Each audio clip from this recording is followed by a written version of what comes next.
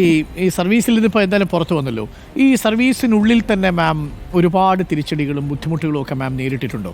ഒരുപാട് പേർ, അതായത് നമ്മൾ സാധാരണക്കാരുടെ ഭാഷയിൽ പറഞ്ഞാൽ ഒരുപാട് പാറകളുള്ള ഒരു മേഖലയാണ് ഈ സിവിൽ സർവീസ് എന്ന് കേട്ടിട്ടുണ്ട്. 35 വർഷം ആയതുകൊണ്ട് മാമിന് ഇതിലൊക്കെ കൃത്യമായിട്ട് കണക്കുകൾ അറിയാമല്ലോ. ആരെ എങ്ങനെയൊക്കെ നീങ്ങുന്നു എന്നുള്ളത് ശരിക്കും ഉള്ളതാണോ ഇത്?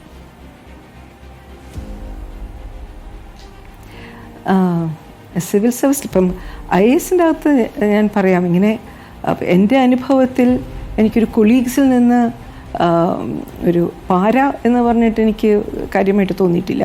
പക്ഷെ അതേ സമയത്ത് ചില സമയങ്ങളിലെങ്കിലും മനസ്സിലാക്കാതെ പോകുന്നു എന്നുള്ളത് കൊണ്ട് തന്നെ ചില തരത്തിലുള്ള നിലപാടുകളും കാര്യങ്ങളും ഒക്കെ ഇങ്ങോട്ടും അങ്ങോട്ടുമൊക്കെ തെറ്റിദ്ധരിപ്പിക്കുന്നു എന്നൊക്കെ തോന്നിയിട്ടുണ്ട്. പിന്നെ ചിലപ്പോൾ കൂടെ നിൽക്കണം, ചങ്കുറ്റം കാണിക്കാനായിട്ട് ഇനിയും നമുക്ക് കുറച്ചും കൂടി ഒരു നട്ടൽ വളരേണ്ടതുണ്ടെന്നും തോന്നിയിട്ടുണ്ട് ചിലർക്കെങ്കിലും. പിന്നെ പ്രത്യേകിച്ചും ഞാൻ വർക്ക് ചെയ്യുന്ന മേഖല, ഏറ്റവും കൂടുതൽ വർക്ക് ചെയ്തിട്ടുള്ള മേഖല വികേന്ദ്രീകൃത ഭരണത്തിൻ്റെയാണ്.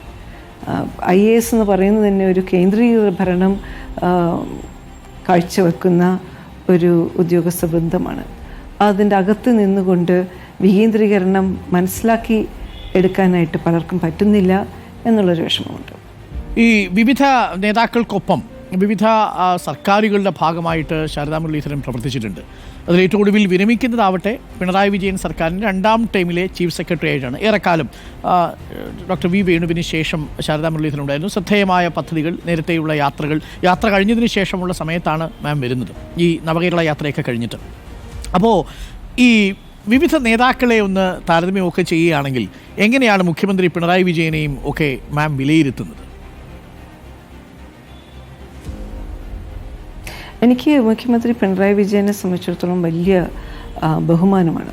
കാരണം ഇപ്പം ഞാനിപ്പോൾ കേട്ടിട്ടുണ്ടായിരുന്നത് വളരെ കർക്കശക്കാരനാണ്, വളരെ സമയബന്ധിതമായിട്ട് പ്രവർത്തിക്കും, പെട്ടെന്ന് ഇറിറ്റേറ്റഡ് ആകും എന്നൊക്കെ കേട്ടിട്ടുണ്ടായിരുന്നു.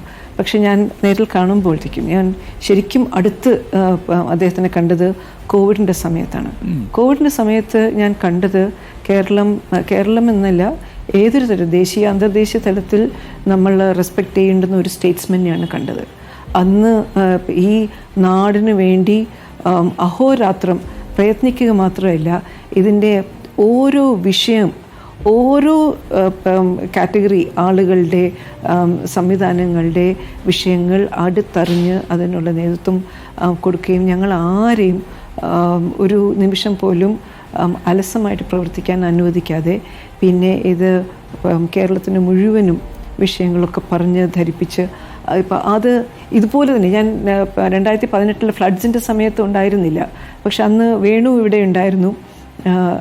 വേണുവിൽ നിന്നും ഇതുതന്നെയാണ് ഞാൻ കേട്ടിരുന്നത്. അപ്പോൾ എന്നെ സംബന്ധിച്ചിടത്തോളം വളരെ വളരെ ഉദാത്തമായിട്ടുള്ള സ്റ്റേറ്റ്സ്മെൻഷിപ്പ്, ക്രൈസിസ് വരുമ്പോൾ സ്റ്റേറ്റ്സ്മെൻഷിപ്പ്, അൺപാരലൽഡ് ആയിട്ടുള്ള സ്റ്റേറ്റ്സ്മെൻഷിപ്പ് കാണിക്കുന്ന ഒരു ലീഡറാണ് ശ്രീ പിണറായി വിജയൻ.